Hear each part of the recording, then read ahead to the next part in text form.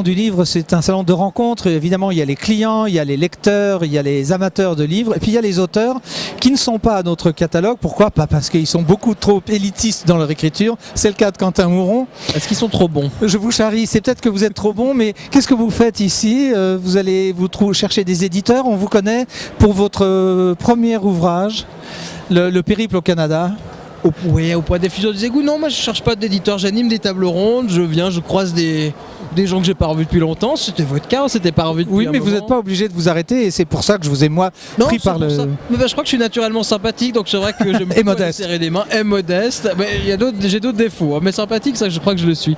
Et puis, comme en plus j'avais bu un coup de blanc, je me suis dit il faut absolument que j'aille le voir. Et il n'y a pas que ça, il y a aussi que le salon du livre, c'est vraiment cet endroit de rencontre. Côté festif. Le côté festif, rencontre avec les lecteurs, mais pas tellement, parce que j'y viens vraiment cette année plutôt pour observer. j'ai pas d'actualité chaude, non. donc je viens plutôt pour observer, pour me balader, je viens pour animer des tables rondes, des choses comme ça. Donc c'est vraiment c'est moi en tant qu'auteur et c'est pas mal.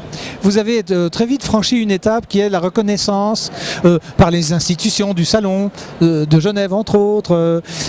Comment ça se fait? C'est votre charme, c'est votre plume qui a attiré le regard?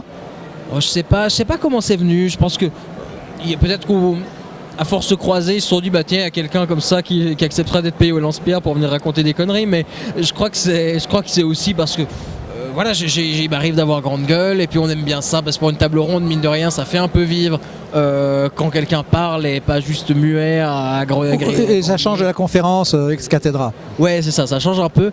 Et puis je crois que c'est vraiment venu naturellement. C'est aussi, tout est une question de contact, mais pas vraiment au sens où on imagine des fois où c'est une question de pot de vin. C'est vraiment parce qu'on croise des gens, puis au bout d'un moment on a envie de travailler avec eux.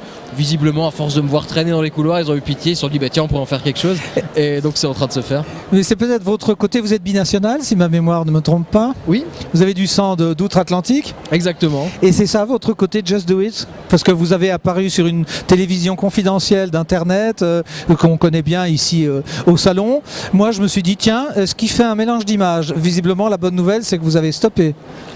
Oui, j'ai stoppé, mais c'est simplement que moi, quand on me propose, j'étudie la proposition. Déjà, ce qui m'intéresse, c'est de savoir si on va me payer. Ça, c'est peut-être le côté nord-américain. Ah, vous avez arrêté parce qu'on ne vous payait plus alors? Aussi, c'est-à-dire que je crois qu'on avait épuisé la formule. J'ai fait des chroniques, j'ai fait des chroniques de livres, et puis au bout d'un moment, on se rend compte mutuellement que on a assez fait. Il y a par exemple, j'avais travaillé pour le Nouvelliste aussi, c'était bien. Je crois qu'ils étaient contents de moi, j'étais content d'eux. Puis au bout d'un moment, les choses se défont, comme elles se sont faites, de manière tout aussi naturelle et sans brutalité particulière. Et là, je pars sur autre chose et c'est tout aussi bien. Votre prochain bébé? Ouais, L'âge de l'héroïne apparaît le 2 juin. En France? En France, partout.